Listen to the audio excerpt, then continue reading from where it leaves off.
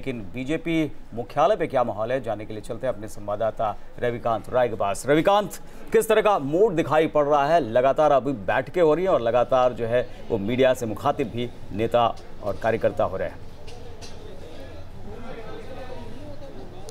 देखिए, भारतीय जनता पार्टी के parliamentary board की बैठक 6 बजे होगी और प्रधानमंत्री नरेंद्र मोदी बीजेपी मुख्यालय आएंगे, जहां पर उनका स्वागत होगा। इसकी तैयारियां आप देख सकते हैं कि जो एसपीजी ने सिक्योरिटी के लिहाज से सारे रास्तों को बंद कर दिया है। तकरीबन 6 बजे प्रधानमंत्री नरेंद्र मोदी पार्लियामेंट्री बोर्ड की बैठक में हिस्सा लेने के लिए आएंगे और इसके साथ ही दोनों राज्यों में जो इलेक्शन ऑब्जर्वर होते हैं, जो विधायक दल की बैठक होती है, उसमें पर्यवेक्षक कौन होगा, उनके नामों का ऐलान होगा। इसके अलावा हिमाचल में जो भारतीय जनता पार्टी के मुख्यमंत्री पद के दावेदार थे, उनके हारने के बाद पार्टी किस नए चेहरे को प्रमोट करेगी या सेंटर से कोई हिमाचल में मुख्यमंत्री बनाकर भेजा जाएगा, इन तमाम चीज़ों पर पार्लियामेंट्री बोर्ड की बैठक में फैसला लिया जाएगा। और साथ ही आने वाले दिनों में भारतीय जनता पार्टी और आक्रामक तरीके से कांग्रेस के ऊपर हमलावर होगी, क्योंकि अमित शाह ने अपनी प्रेस कॉन्फ्रेंस में बहुत साफ किया कि लगातार 6वीं बार यानी 22 साल के बाद भी अगर बीजेपी सरकार बनाने में कामयाब रही है तो साफ तौर पर प्रधानमंत्री नरेंद्र मोदी के प्रति जो लोगों की लोकप्रियता है और विश्वसनीयता है, दोनों काम आई है और इसी की बदौलत 22 साल के बाद भी बीजेपी ये जीत हासिल करने में कामयाब हुई है और बीजेपी इसे एक बहुत बड़ी जीत मानती है। तो पार्लियामेंट्री बोर्ड की बैठक में आगे की रणनीति क्या होगी, इस बात पर चर्चा होगी और इसमें पार्लियामेंट्री बोर्ड की जो सभी मेंबर हैं वो हिस्सा लेने वाले हैं। बिल्कुल रविकांत बीजेपी ऑफिस से हमारे साथ जुड़े हुए थे और तमाम खास मेहमान हमारे साथ लगातार हैं। राजीव त्यागी जी, मैं जानना चाहूंगी आपसे, हार होती है, हार को स्वीकारते हुए प्रेस कॉन्फ्रेंस होती है, रणदीप सुरजेवाला साहब को हम सुन रहे थे, और उसके बाद जो है कांग्रेस के अध्यक्ष राहुल गांधी सोशल मीडिया का सहारा लेते हुए हार को स्वीकारते हैं और कार्यकर्ताओं को धन्यवाद व्यक्त करते हैं। आपको नहीं लगता उनको आगे आना चाहिए था, प्रेस कॉन्फ्रेंस करनी चाहिए थी, मुखातिब होना चाहिए था और हार की वजहों पर समीकरण जो बने हैं उनके साथ साथ यहां पर स्वीकारना चाहिए था, सोशली के अलावा पब्लिकली? देखिए, राहुल गांधी जी ने बड़ा ग्रेसफुली और बहुत ही तरीके से हार स्वीकार की और मैं बहुत स्पष्ट कर दूं, मैं जब से टेलीविजन चैनल पर रहा हूं, कोई भी हार हुई हो, कोई भी जीत हुई हो, हमने हमेशा यही कहा, मेरा व्यक्तिगत हमेशा यही मानना है कि बूथ का जो कार्यकर्ता है और राष्ट्रीय अध्यक्ष तक जितने भी नेता कार्यकर्ता होते हैं देश के, हार में वो सभी शामिल होते हैं और जीत में भी शामिल होते हैं। और ये तो हार भी ऐसी हार है कि ड्योढ़ी पे जाकर के हम लोग बाग अपना बहुमत नहीं जुटा पाए। ईश्वर को जो मंजूर है उससे आगे आप कुछ कर नहीं सकते। 4 पंक्तियां मैंने अभी बैठे बैठे लिखी, अगर आप अलाउ करें तो मैं उनको और सुना देता हूं। और निश्चित रूप से इसे कह कर के अपने जितने भी कांग्रेस का कैडर है उनको कहना चाहूँगा, गुजरात के लोगों को कहना चाहूँगा, ड्योढ़ी पर जाकर जब बेड़ियाँ लगती हैं, हृदय से एक आह और वेदना निकलती है, फिर भी मैं आगे बढ़ता चला जाऊंगा, लक्ष्य को पाने के लिए फिर से छलांग लगाऊंगा।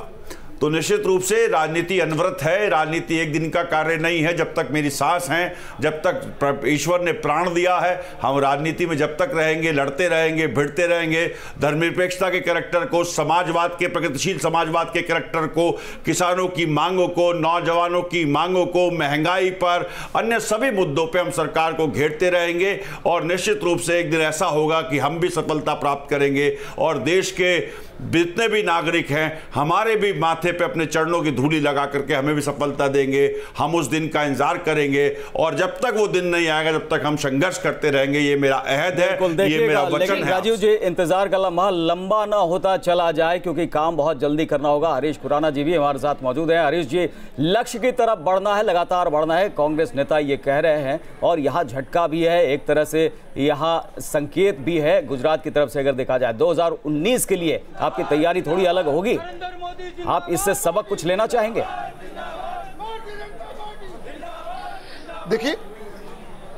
देखिए अगर मैं ये कहूं कि 22 साल के शासन कम होता है, कम नहीं होता है।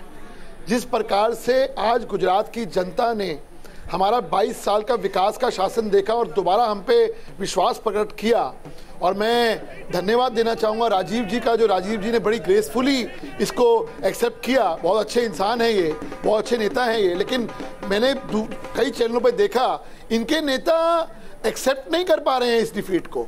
लेकिन जिस प्रकार की राजनीति कांग्रेस करना चाहे करे, लेकिन जहां तक भारतीय जनता पार्टी की बात रही, कुछ कमियां निश्चित तौर पे हुई हैं हमारे से, उसको हम ठीक करेंगे। और 2019 के अंदर जैसे पिछली बार हमने सारी की सारी सीटें जीती थी, हमारा लक्ष्य वही होगा कि लोकसभा के अंदर गुजरात से हमें सारी की सारी सीटें आएँ। इस पे हम अभी से काम करना शुरू कर देंगे, कर रहे हैं और आगे भी करते रहेंगे। और हम चाहेंगे कि जो विश्वास प्रकट किया गया गुजरात की जनता के द्वारा वो कंटिन्यू रहे। चलिए, इस पर राजीव जी कुछ कहना चाहते थे, बहुत जल्दी में संक्षेप में राजीव जी। देखिए, मैंने 3 बातें बताई थी गुजरात से चुनाव से निकल करके जो कांग्रेस पार्टी के लिए आई, जो कांग्रेस के लिए सकारात्मक चीज़ें थी, वो मैंने आपको बताई। अब 2 चीज़ें मैं भारतीय जनता पार्टी से आग्रह करना चाहता हूँ, भारतीय जनता पार्टी को बनाना चाहता हूँ। यही सत्ता पक्ष और विपक्ष का कार्य है कि एक दूसरे को बताएं कि प्रजातंत्र कैसे मजबूत होगा, लोगों को कैसे अधिकार मिलेंगे, कैसे लोग और अच्छा जीवन व्यतीत कर सकते हैं। पहली बात ये निकल के आई इस गुजरात चुनाव में कि किसान आंदोलित हैं गुजरात में, किसानों को, कपास के किसान को, मूंगफली के किसान को बेहतर दाम मिलने चाहिए। दूसरी बात जो निकल के आई इस चुनाव में, वो निकल के आई कि गुजरात के नागरिक निश्चित रूप से जब हमें 82-84 सीट दे रहे हैं तो वो विकास के मुद्दे को नजरअंदाज नहीं करना चाहते। विकास चाहते हैं, नौजवान रोजगार चाहते हैं। तो ये रोजगार पर और किसान के दाम पर और साथ साथ विकास पर ये कंसंट्रेट करना होगा और यही मुद्दे देश में रहेंगे। इन मुद्दों से इतर कोई राजनीति करता तो मैं उसको राजनीति नहीं मानता।